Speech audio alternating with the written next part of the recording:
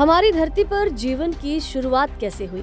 आज हम जिस पृथ्वी को जीवन से परिपूर्ण देखते हैं, पहले ये बिल्कुल वीरान हुआ करती थी। यहाँ पर जिंदगी का नामो निशान तक नहीं था।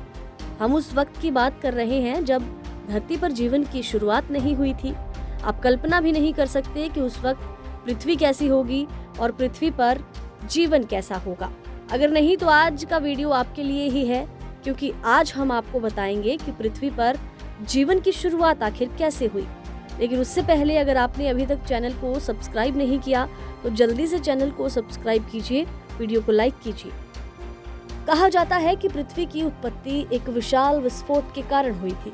लगभग 5 अरब साल पहले अंतरिक्ष में कई गैसों के साथ मिल जाने के कारण एक भयानक विस्फोट हुआ और इसी विस्फोट के कारण आग के विशाल गोले का निर्माण हुआ और इसी आग के गोले को अब हम सूरज कहते हैं। यह विस्फोट इतना शक्तिशाली था कि चारों ओर धूल की धाराएं मिल गई और धीरे धीरे गुरुत्वाकर्षण के कारण कण आपस में जुड़ने लगे और ये प्रक्रिया काफी वक्त तक चलती रही। इसी से सौरमंडल का निर्माण हुआ। इस तरह लाखों सालों के बाद गुरुत्वाकर्षण के कारण पत्थर और चट्टानें आपस में जुड़ने लगी, जिन्होंने ग्रहों का रूप लेना शुरू किया और इस तरीके से पृथ्वी और अन्य ग्रहों का निर्माण हुआ।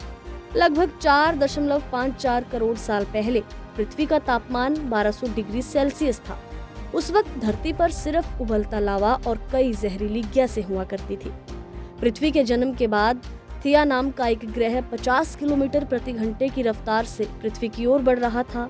ये बंदूक की गोली से भी ज्यादा तेज स्पीड थी। जब ये ग्रह पृथ्वी से टकराया तो एक बड़ा विस्फोट हुआ और इसी से मलबा पृथ्वी के बाहर निकला और ये जो ग्रह था ये पृथ्वी में समा गया। पृथ्वी के गुरुत्वाकर्षण के प्रभाव के कारण भारी मात्रा में मलबा निकला। इसी मलबे ने एक गेंद का रूप लिया और इस गेंद को आज हम चंद्रमा कहते हैं और यही पृथ्वी के चारों ओर चक्कर भी लगाने लगा। चंद्रमा से पृथ्वी पर एक नए युग की शुरुआत हुई। इसी युग से पृथ्वी पर ऋतुओं की शुरुआत हुई। चांद पृथ्वी को स्थिर रखने के लिए है और उसके मौसम को भी। पृथ्वी के अस्तित्व को बनाए रखने का कारण ये है कि पृथ्वी अपनी धुरी पर अच्छी तरह से घूम रही है। दरअसल घूर्णन के कारण ही चंद्रमा का निर्माण हुआ, जिसके कारण पृथ्वी को एक और मोड़ मिला। इसके बाद पृथ्वी को एक और चीज मिली, वो था मौसम। 440 करोड़ साल पहले धरती पर इतनी गर्मी थी कि यहाँ पर पानी की मौजूदगी बिल्कुल संभव नहीं थी, लेकिन पानी का जनक वायुमंडल में मौजूद था। कई लाख सालों के बाद जब धरती ठंडी हुई तब बारिश होने लगी और इसी बारिश से तालाब बने, झीलें बनी और फिर महासागर बने। लेकिन जीवन की शुरुआत यहाँ से नहीं हुई। 380 करोड़ साल पहले समुद्र के नीचे एक नई क्रांति शुरू हुई थी।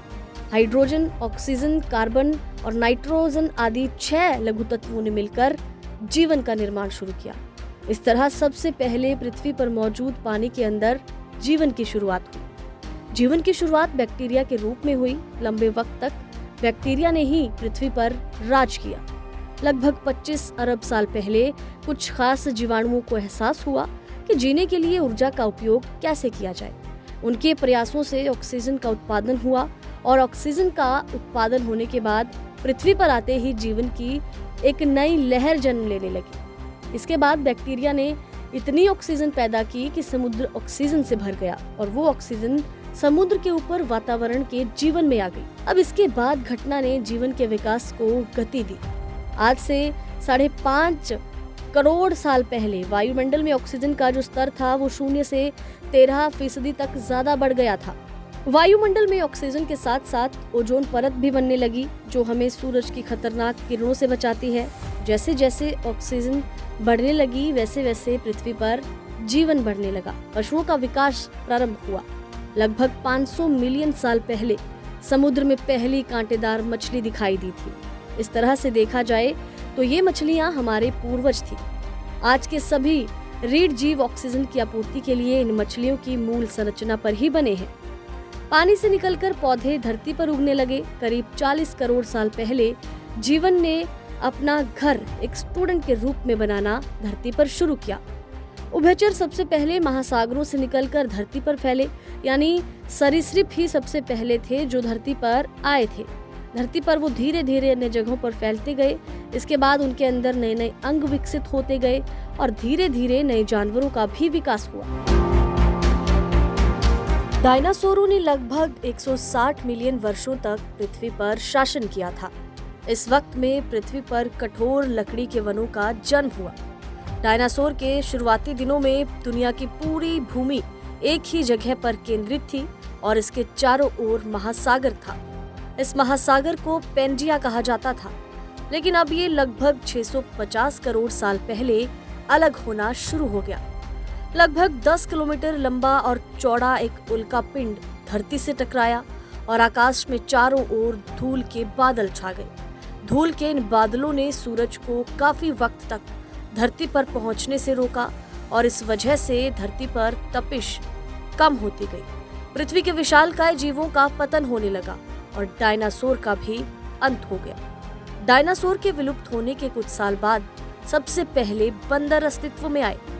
50 करोड़ वर्ष पहले हमारे पूर्वज पृथ्वी पर विकास कर रहे थे। उस वक्त पृथ्वी काफी दुखी थी। दुख इस बात का था कि उत्तरी ध्रुव और दक्षिणी ध्रुव पर वन हुआ करते थे, बर्फ का नामो निशान तक नहीं था। धीरे धीरे ये प्रक्रिया मध्यम पड़ने लगी। अफ्रीका और अमेरिका ने अपना आकार ले लिया। 10 करोड़ साल पहले पृथ्वी ने वो रूप लेना शुरू किया जिसे आज आप और हम देख रहे हैं। दोस्तों, ये तो आप भी जानते हैं कि मनुष्य का विकास बंदरों से हुआ है, लेकिन ये कोई एक दिन की प्रक्रिया नहीं है, बल्कि ऐसा सदियों से होता आ रहा है और आज भी विकास की ये प्रक्रिया निरंतर जारी है। इसका अंत पृथ्वी के अंत के साथ ही होगा। आपको ये जानकारी कैसी लगी हमें कमेंट करके कमेंट बॉक्स में ज़रूर बताइए और हाँ, चैनल को सब्सक्राइब करके वीडियो को लाइक करना ना भूलिए। मिलेंगे अगली वीडियो के साथ किसी नई जानकारी के साथ।